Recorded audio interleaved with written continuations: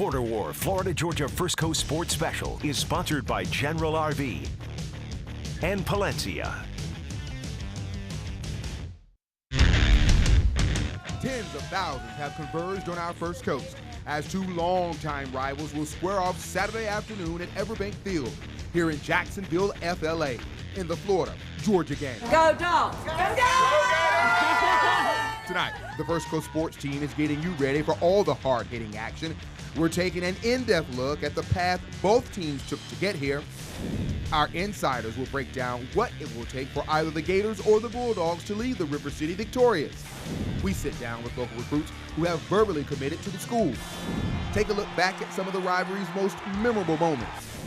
And we explain how politics could play a role in whether or not the city's contract for the game is renewed. You're watching our Florida-Georgia Border War Special live from RV City.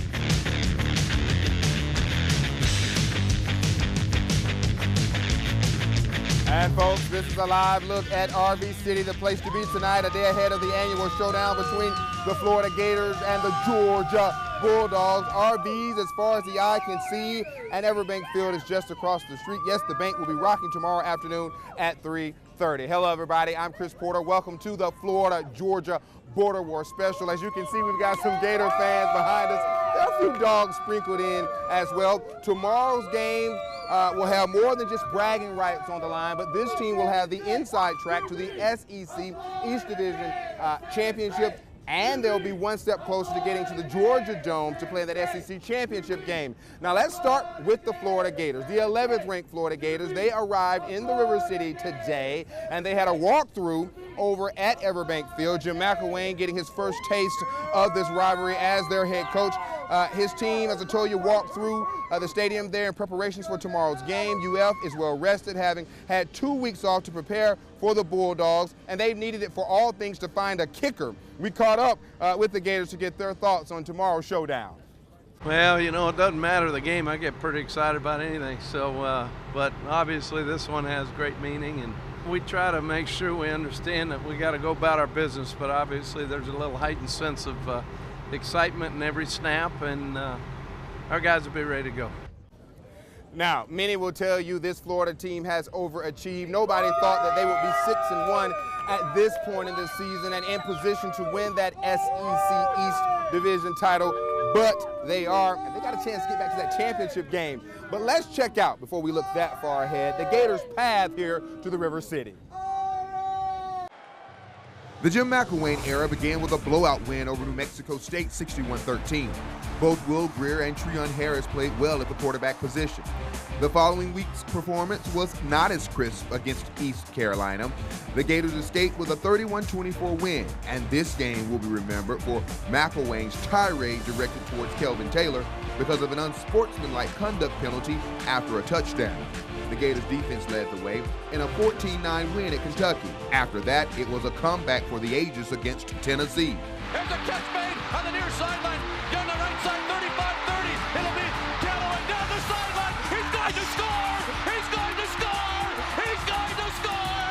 It's a touchdown! How my! The momentum would continue in a convincing 38-10 win over Ole Miss, a team that was ranked third in the country at that time. A couple of days after a 21-3 win at Missouri, Will Greer was suspended for the rest of the season for testing positive for a performance-enhancing supplement. This fake field goal proved to be the difference in the Gators' only loss of the season as LSU beat Florida 35-28 2 weeks ago. Touchdown!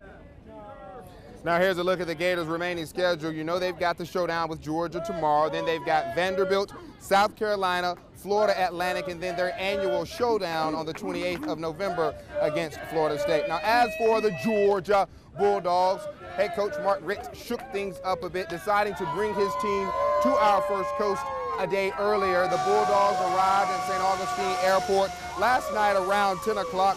Georgia is hoping to avenge an embarrassing blowout loss to the Gators last season. They came in like Florida, or they're coming in like Florida, well rested, and the Dogs are fresh off an ugly, and I mean ugly, win over the Missouri Tigers a couple of weeks ago. But the biggest question that surrounds the team is this man, junior quarterback Faton Boda. Our Bulldogs insider tells us he took a lot of reps with Georgia's first-team offense this week, and sources are telling him that Boda would get the start tomorrow against the Gators. Now, the signal caller, who is he? We're being told he's considered a team leader. His teammates say he's one of the hardest working guys on the team, and he's a dual-threat quarterback. The Bulldogs offense, as you know, has struggled mightily over the last few weeks with Grayson Lambert under center. Our Bulldogs insider also tells us that Boda gives Georgia a better chance against this stingy Florida defense. Meanwhile, our Gators insider, he says that this was a desperate move by Mark Richt. Meanwhile, let's hear from the Dogs.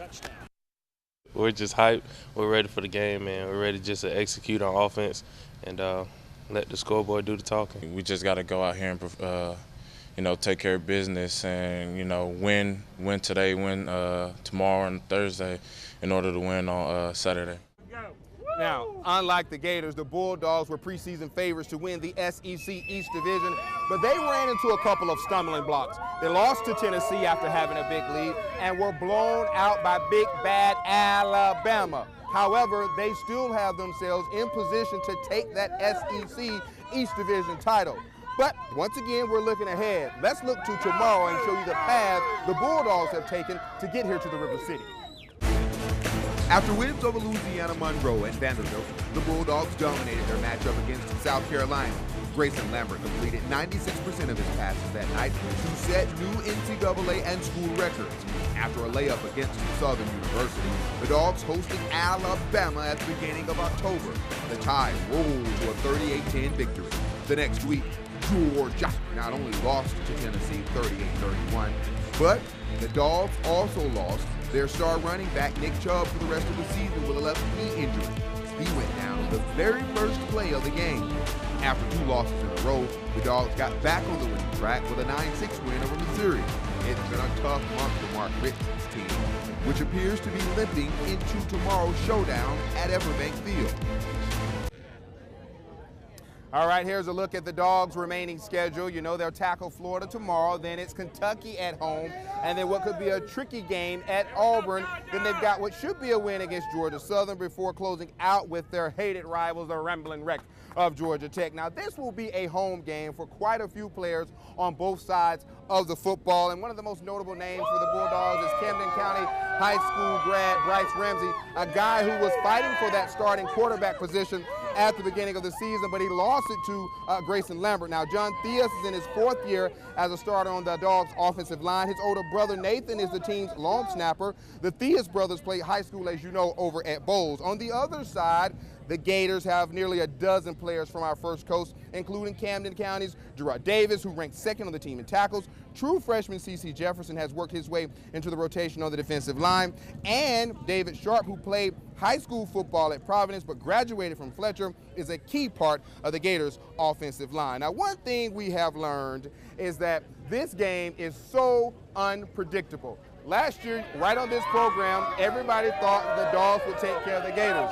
They did not. Let's take a flashback now to that game to see how it went down. The Florida Gators somehow found a running game. Kelvin Taylor and Matt Jones combined for nearly 400 yards on the ground and 4 touchdowns. Treon Harris threw the ball 6 times during the entire game, and he completed 3 of those passes, which ended up being enough. After falling behind early, the Gators took control in the second quarter and never looked back.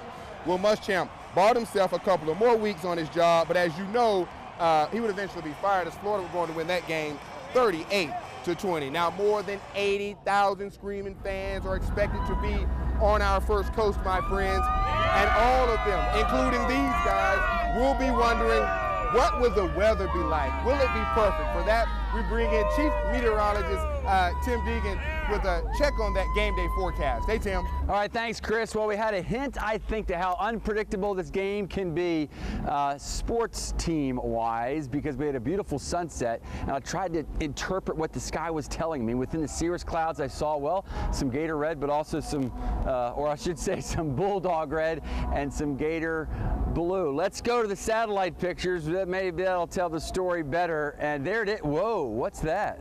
It's stormy over the Lone Star State. In fact, they had heavy rains over Kyle Field, home of the fighting Texas Aggies, but they'll be dealing with that tomorrow. We will not have any rain. So let's take a look. First of all, for all that's going to go on tonight through tomorrow morning, we might see a little patchy fog in the morning, but otherwise a tranquil night. A few of us might see 50s in the morning, but downtown we probably won't drop below 60. And the song remains the same. This is pretty much what we've been talking about through the week. I think very predictable, meteorologically speaking. No roof required, not going to rain. No jackets required, it's going to be warm. 80 to 84 degrees, maybe middle 70s by the time the game is over. So Chris, I've done my part. That's the meteorological forecast for the game. I'll leave the rest up to the team. All right, Tim, I like it. I took notes. No jackets, no rains, and by the time the game kicks off, it will be in the mid-70s. Absolutely perfect. Now, second to weather, folks who are not here in RV City will want to know, how do I navigate through all the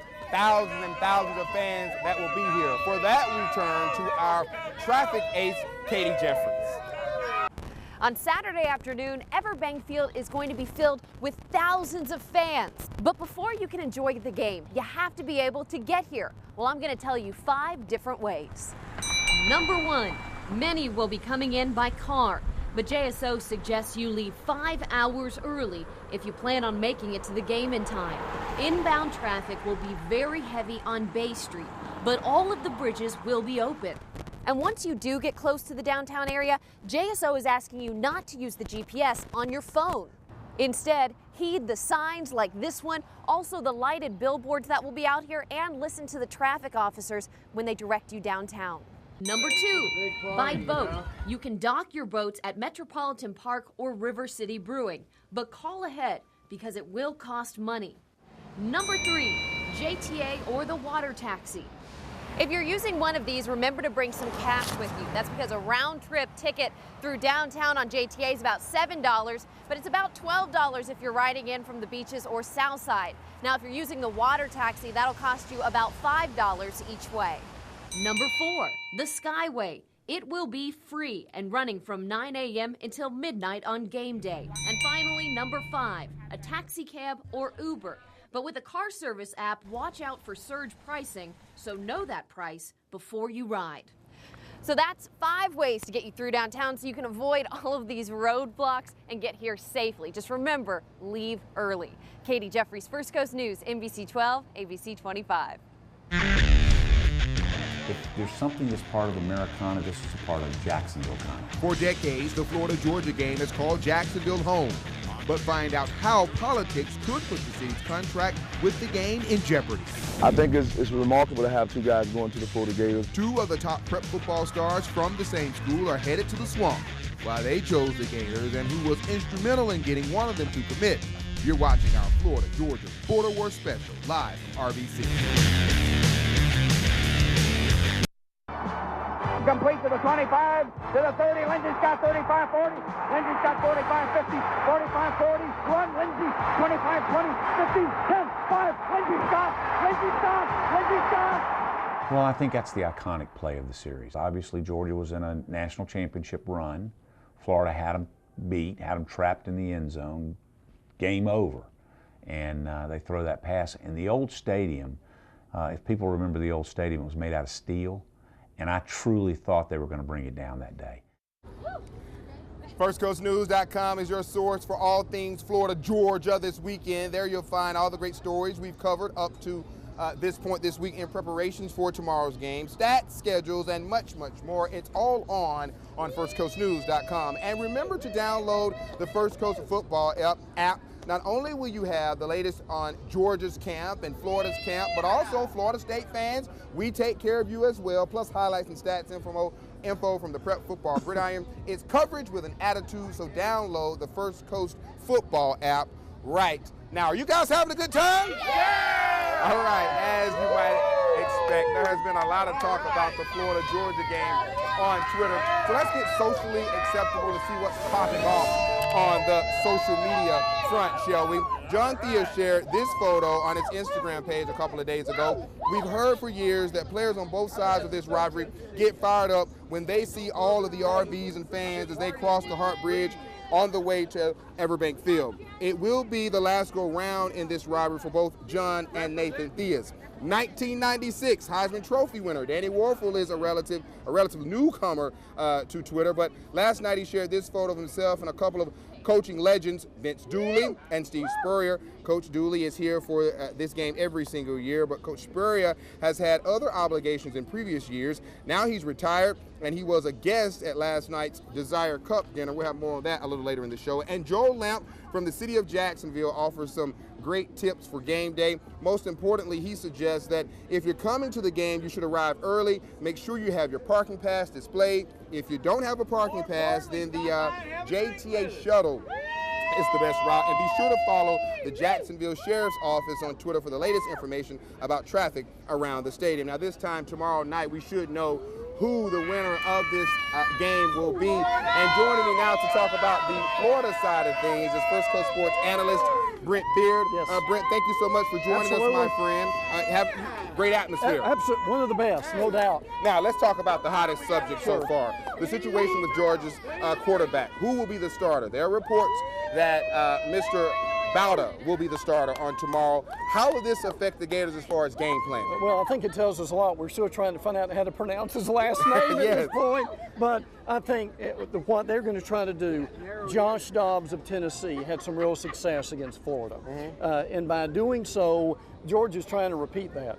But here's the reality. They stopped Josh Dobbs in the second half. Right. They were able to figure it out. Now, the situation with Fatan is he going to be James Bond cool, or will he need a Depends diaper by the time the game is halfway over? So even, Chris, I've talked to even the Georgia beat writers, said, what do we expect from this guy? And they said, we don't know because we haven't seen him play. Right. Now, let's talk about the Gators for a second. Many people did not believe that they will be in this position that they're in right now, but that's credit to Jim McElwain. Well, there's no doubt about that. I mean, look, this is the surprise team in the nation. As far as that's concerned, the sum total, I think, is a bit better than the parts. Offensive line with Mike Summers has played very well. The wide receivers improved. The defense, one of the best. They are, in my opinion, the surprise team in the nation. If you had gone to Las Vegas and placed a bet on this team at the beginning of the year, you might could pay my oldest daughter's cell phone bill right now, because no one expected them to play the way they have. Yeah. Now let's talk about the keys to the game. 3 things very quickly that the Gators must do to win tomorrow's game. Yeah, first of all, they have got to block Trent Thompson.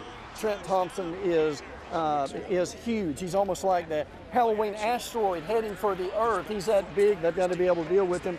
Win the turnover battle, and the main thing to me is Florida has to be able to run the ball. They're averaging 3.5 yards per carry. There are more Kardashian marriages right now than they are yards per carry in Florida running the ball. All right. Let's talk McElwain again. We got about 40 seconds here. Many people believe he's a front runner to win the SEC Coach of the Year award. You believe he may be the front runner to win the National Coach of the Year award. I think both. I think he's done that good of a job. Look, when they hired him, Gator fans thought that this would be like buying suntan lotion for a vampire. Right. They thought it was an awful idea, but look, what he has done to galvanize this team, to me, has been nothing short of remarkable. All right, Brent Beard, a man of many great quotes, always has you laughing. He's always so insightful. You stick tight, my friend. We may be talking to you by tomorrow. Now, as you already know, the First Coast is so filled with so much good talent, so it is no surprise that both teams' rosters are filled with local talent. And 2 guys from over the north side of Jacksonville who play on a pretty good team have committed to Florida. To see why they did, let's get live now to Courtney Jones, who's live out at Providence. Hey, Courtney. Hey there, Chris. Rick Wells and Jaquan Bailey play for the undefeated Reigns Vikings. Now, Wells is one of the top wide receivers in the state. Meanwhile, dozens of top schools want Bailey for his speed off the line as a top defensive end. Now, when it came time for these seniors to decide on which school they wanted to go to in the fall, let's just say it took a little bit of high school football teammate recruiting to close the deal. It just feels like home. Reigns receiver Rick Wells verbally committed to the University of Florida on January 26th. It was aggressive recruiting style. I mean, they came in and told me they wanted me. They wanted me bad. I mean, I feel like it's a good fit for me. It wasn't always that way. Wells actually grew up cheering for the Gators' in-state rival. I started as a Florida State fan, but as I started seeing the Gators more on TV, I started becoming a Florida fan. Once he committed, his plan was to get his teammate, defensive end Jaquan Bailey, on board. I mean, I threw little hints in of where I wanted him. You know what I'm saying? Rick was up there telling me, basically, he was like, bro, come on, man, come on. So me being me, I was like, nah, bro, nah. Wells certainly had his work cut out for him. Bailey was fielding offers from big-time schools like Auburn, Miami, Virginia Tech, and Louisville. But by the time he visited the Swamp in March, everything changed. As soon as I came to campus, I was up there going through, we was going through I think it was the Gator room. It was just right there. I was like, oh yeah, man, come on. So me and Coach McElwain sat, talked for about a good, I'd say 10, 20 minutes. And that was all he needed. The longtime Gators fan committed to Florida on March 14th. But everybody was just making me feel at home. Bailey and Wells are on their way to the Swamp together. Two kids from the graveyard looking to help the Gators get back to national prominence. I can say it's just a really dream come true. All right, so the last time two kids from the same Reigns Vikings football team went on to play at Florida was in 1997. That was Jabbar Gaffney and Lito Shepherd. That was also the year that Reigns won a state title. Courtney Jones, First Coast Sports, NBC 12, ABC 25. Two former Gator stars are still on the sidelines after all these years. How this former ball carrier, Seatrick Faison, and this former pass catcher, O.J. Small, are enjoying their current roles as high school football coaches. Let's go! Some of the top stars who once played in this storied rivalry spent some time on the links out in Ponte Vedra at the Desire Cup fundraising event, who the stars raised money for, and what they have to say about tomorrow's showdown. You're watching the Florida-Georgia Border War Special, live from RV City. Third down 8 from the 3.5-yard line for Florida. They remain within that relatively. I was going to say conservative, and they don't. It's McKeel. He did not step out of bounds. When you get as old as I am, they only remember a couple things, and really the two is the Auburn game, the comeback. The Ricky Nattil one is always the second one. It's the one right behind the Auburn, and people always bring it up, and it was a great moment in the history of Gator football. Hello, my friends. Welcome back to our Florida-Georgia Border War Special, and we've got some fans. We got Georgia fans. We got some Gator fans in the house.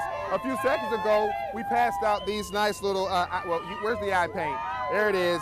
We have the hashtag Team Georgia, hashtag Team Florida, so they've got the eye paint back here. So these guys are having a good time with us tonight. Now, several Georgia and Florida folks convened over at Everbank earlier today for their Hall of Fame inductee ceremony. Let's take a look at some of the guys who were inducted today. From Georgia, you have Richard Seymour and Rex Robinson. Inductees from Florida are Chris Leak and Jabbar Gaffney.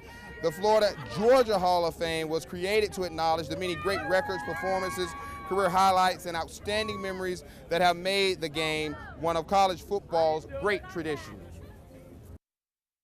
To be involved in this, to be recognized and put into this it's a huge honor for me. Back in my day, we pretty much dominated the series. In the last 25 years, Florida has had the upper hand. I had the opportunity to play in 4 of them. I had the chance to start my freshman year and play in 4 of them. So it's been a special feeling for me and my family who are from Jacksonville. It just shows you what hard work and having good coaching and really good teammates to do for you.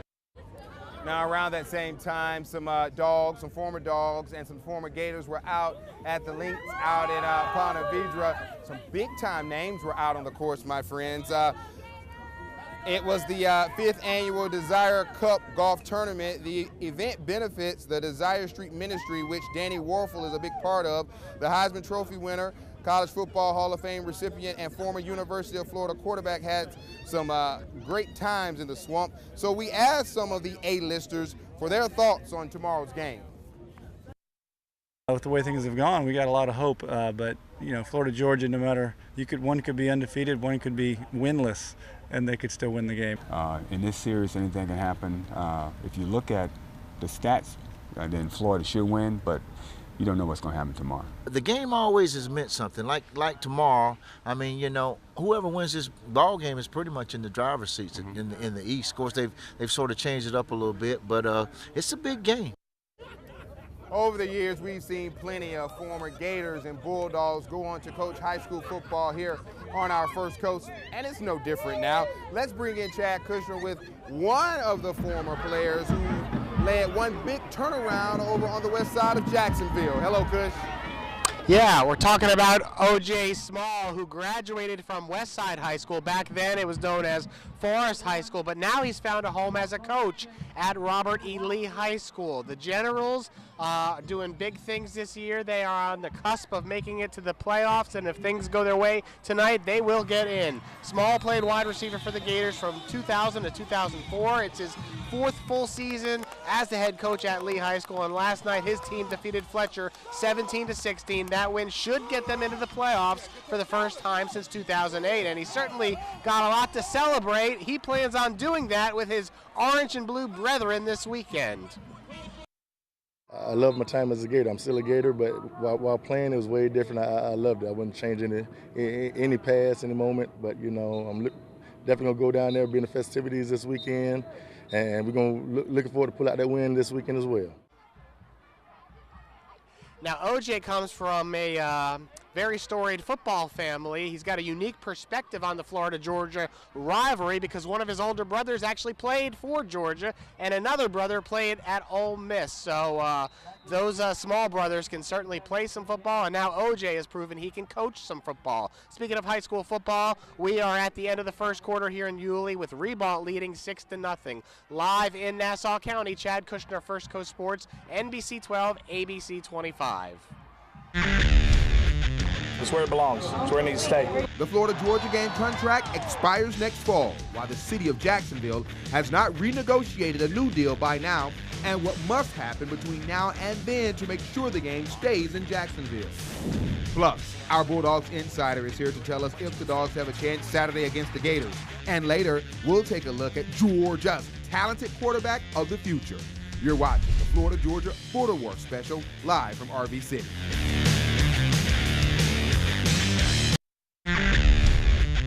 We're at the halfway point of our Florida-Georgia Border War Special. In this half hour, we'll tell you what could jeopardize the game's future in Jacksonville. Our Bulldogs insider with the keys to the game for Mark Ritt's Georgia Bulldogs. You'll meet the quarterback Bulldog Nation is hoping will be their signal caller of the future. And we've got more memorable moments from the rivalry. You're watching the Florida-Georgia Special live from RV City.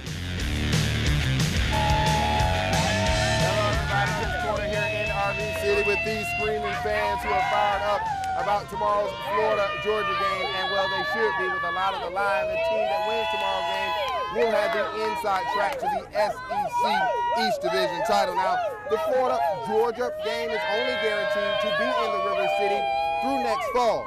And tonight, Stephen Dowell is going to show you how politics could jeopardize the city keeping the game. This game brings in more than $30 million a year and is big business for the city of Jacksonville. And the contract that keeps that game here in the River City ends next season. So right now, Mayor Curry and other city officials are working with the two schools trying to get a deal done so that the best college rivalry will stay here in Jacksonville. If there's something that's part of Americana, this is a part of Jacksonville-kana. For more than 80 years, the Florida-Georgia game has called Jacksonville home. This is home. This is home for this game. It's where it belongs. It's where it needs to stay. The tradition, the tailgates, it's all here. It doesn't matter what colors you wear, the ugly red and black or the pretty orange and blue. When we meet up, it's all family when we come down here. But this year, what's more important than who wins on the field is who wins behind closed doors. Obviously is the important game. Rick Catlett, president of the Jacksonville Sports Council, says because this year's mayoral election fell around the time of negotiations, He believes it was not a priority for the former mayor, who was running for re-election. The city would have normally started negotiations last year and probably had it done by this time. Dave Harrell with the city says right now time is of the essence because the contract ends at the end of next year's game. We've been meeting for weeks and weeks and months and months. A new football stadium is being built in Atlanta for the Falcons. We asked them if they were interested in trying to move the game there. They told First Coast News, quote, "We are always interested in attracting events that have local, regional, national, and international significance, and the Georgia-Florida game would fall into that category. Whether or not this is a possibility is premature and unknown at this time." We are starting the process. Dave Harrell with the city says they are going to do everything they can to make sure the game stays in Jacksonville. It's really kind of a treasured asset for us. So obviously there are going to be other markets that have interest. There has been some concern over seating issues when it comes to the future of Everbank Stadium. The Jags plan to make more renovations, including removing seats. The city is contractually obligated to provide more than 82,000 seats, and Catlett says he knows the city will come through on that promise. The Jaguars and the city will be able to work it out so that there is no change in seating capacity. That's the one thing the schools are requiring, is that there's no change in seating capacity. We reached out to both schools for a comment, and we are still awaiting their response. On the east side, Stephen Dial, First Coast News, NBC 12, ABC 25. Thank you, Stephen, and we do hope that the city gets that situation all worked out. Now, earlier in the show, we sat down with Gators insider Brent Beard. Now, because we're fair and balanced, it's time to talk to Roddy Nabosi, our Georgia Bulldog insider. Thank you so much for being here. Thanks for having me. All right, the big question is right now, the quarterback situation for the Dogs. We know that we've struggled offensively. He's got the name that no one seems to know how to pronounce because he hasn't played. Fatone Bauda. Right. So I've been saying it right. You've been saying it right. You're all right right. on crest. You believe this gives Georgia an advantage having him under center? Well, it can't get worse. I mean, now Grayson Lambert, he had a situation where he threw for an NCAA record percentage, of completions, but, that was against South Carolina. Against Florida with Hargraves and Tabor, that's not a good situation. And in the last 3 games, Georgia hasn't scored a rushing touchdown since Nick Chubb ran one against Alabama. They couldn't score one against Missouri. They had a situation where they scored twice, through the air against Tennessee. Should have been 3 times. They still couldn't put up points against Tennessee, couldn't put up points against Missouri. No touchdowns. Granted, Missouri's a good defense, but you got to be able to score. And now you're facing a great defense in Florida. And Mark Richt's like, well, you doing the same thing is not going to help. So let's change it up a little bit. And from all the things that we've heard, Fatone Bauda is going to change it by being a starter. I mean, he runs that read option, could be completely different. All right, let's talk about Georgia's defense. They were mollywopped last year in this game. And they've got to atone for last year's pathetic performance. They had to. They had to put it up 418 yards on the ground and basically 2 plays, power right, power left. With one play, just 2 different directions. And Georgia could not stop it. It was abysmal. They have to atone for that. Now, granted, Florida's not running the ball great, but, it was Treon Harris. It was gashing Georgia last year, too. So they gave up 2 plays over 40 yards on the ground. Georgia has to have containment this year. They have to keep Treon, in the pocket and not give up the big plays to the running backs. And they really, they were the reason Georgia lost last year. It was on Jeremy Pruitt. He came out and met with the press afterwards. And he's basically said, look, it's on me. Anytime you give up that many points, you're going to lose a game. Granted, Georgia's offense was terrible in that game, when David Andrews went out. But that was on Georgia's defense. You can't give up that many points, and if they want to win tomorrow, they have to. The defense has to keep them in the game. Right. And then we've also, or I should say Georgia also, has some key players healthy. Yeah, well, you get Isaiah McKenzie back. He's missed the last 2 games. Now, they call him the human joystick, This is a guy who's just a fantastic return guy. He's returned punts for touchdowns, kicks for touchdowns. He's done both in the same game before, against Kentucky last year. This is a guy who is a difference maker. He's also a great wide receiver. And Georgia's basically been targeting Malcolm Mitchell, Terry Godwin, and that's it. Right. So getting him back, putting him in the slot, that opens things up for Georgia. And that's big, for special teams. Now, 30 seconds here. Speaking of special teams, it hadn't been good for the Dogs this year, and there's been talk that Camden County grad Bryce Ramsey has been practicing at punter. Yeah, it could definitely help. I think he was told, look, if Colin Barber can't get it done, Bryce come on in and punt. You saw him punt when he was in high school. You saw him kick. He's got a fantastic leg. And Georgia in Everbank Stadium, they complete just over 50% of their kicks since 1993. Florida, about 75%. All right, Roddy Nabosi, who you think is going to win it in one word? One word. I told you last year to look it for the Gators. I predicted that one right. This year, I think Georgia does it. All right, we'll just have to wait and see. Thank you so much for joining us tonight. Some scouting agencies have this quarterback ranked in its top 10 and regarded as the best pro-style quarterback in its class. We get up close and personal with Jacob Eason, the Bulldogs QB of the future. But first, prep football games are being played tonight around our First Coast. We'll check in on Chad Kushner and Courtney Jones to get an update on the high school games they're at tonight. You're watching the Florida-Georgia Special live from RV City.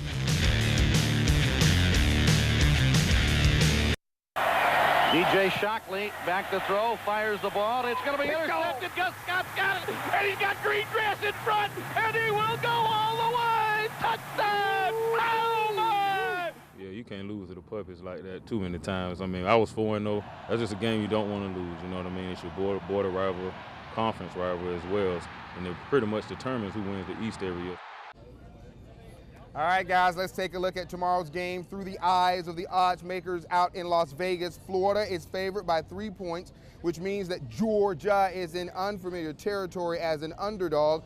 The Bulldogs have been favored in their last 23 games, dating back nearly 2 years. And finally, the over-under for tomorrow's game is 46. Now, while much attention is being paid to the Florida-Georgia game tomorrow, and rightfully so it should be, we have a lot of great action going down on the prep football gridiron tonight. And because we're first for you, the First Coast Sports team is scattered across our area. Let's check in with Courtney and Kush to see what's going down on the prep football gridiron. And we start with Chad Kushner. Hey, Kush. Hey, Chris, I'm here at the Sideline 2015 Game of the Week. It's Ribault at Yulee, and we are almost halfway through the second quarter. Ribault has a 6-0 lead. Both teams should probably have more points than what they have right now. They've each had great opportunities, but they've been unable to reach the end zone aside from Ribault, which would be a play of the night nominee. We'll see it tonight on Sideline 2015. But overall, a little sloppy. I've seen at least 3 shotgun snaps go over the quarterbacks' heads. And I will tell you this, we're here at Yulee High School, the home of Derrick Henry, a Heisman hopeful at the University of Alabama. They do not play tomorrow. They have a bye week before hosting LSU. And so I was told that maybe Derrick will be here tonight. I haven't seen him yet, but I will be keeping my eyes open for a King Henry sighting. He, of course, is a legend in high school football. Looks like a punt was just blocked, and so Yulee's going to have great field position. If Derrick Henry were here right now, he'd be cheering for the Hornets, who have a great opportunity. Let's check in with Courtney Jones, who's over at Providence. Thanks, Kush. Yes, I'm here at Providence. Just a quick update about the game right now. We literally just missed a couple play of the night nominees. I'm going to step out of the way right now because it looks like Providence was driving. They just scored. They're leading 13-6, a little more than 9 minutes to play. And looks like they're holding just a bit here, and we'll see what happens there. I've seen Gus Bradley here tonight. Of course, his son plays for the team. Actually, one of the Jaguars' assistant coach's son also plays for Providence. This game has huge playoff implications. If Providence goes on to win this game over Duval Charter, then they will be in the playoffs. Now, if Duval Charter goes on to win, then Providence will be in a 3-way tie. They'll have a tiebreaker game in 2 weeks against Episcopal. So this is a big game for Providence. They're hoping to go ahead and clinch a playoff berth tonight with a win over Duval Charter. Courtney Jones, First Coast Sports, NBC 12, ABC 25. Chris, back to you. Courtney, Kush, fine work, and we're looking forward to seeing those highlights tonight on Sideline 2015. And speaking of Sideline 2015, it's our Week 8 edition. We've got one more week of the regular season, but you know we're going to have you covered for the playoffs. Besides those games, we got a whole bunch of big games and other games that we'll be covering for you tonight. So be sure to join me tonight at 11:15 for Sideline 2015. Hashtag Team Sideline, folks. You guys have done a phenomenal job all week long of snapping those hashtag Team Sideline pictures. We really appreciate you guys doing so. And because we're first for you, we always showcase your pictures each and every day in our sportscast. Now, if you're saying, Chris, hold on, wait a minute, I snap pictures, but I don't see my pics right here, featured here. No problems, no worries. Every Sunday night, we create a fresh hashtag Team Sideline photo gallery in the sports section of firstcoastnews.com, and you can check out your pictures there. I just think that, you know, it's a great system down there, great fit. Everything fits for me and right now, and I think even if we're losing games, I'm still going to go there. The Georgia Bulldogs could no doubt use a star quarterback under center. The top prep football signal caller committed to taking his talents to Athens, and why he says he believes his talents fit best at UGA. Georgia's the best place for me. You're watching Florida, Georgia, Border War Special, live from RV City.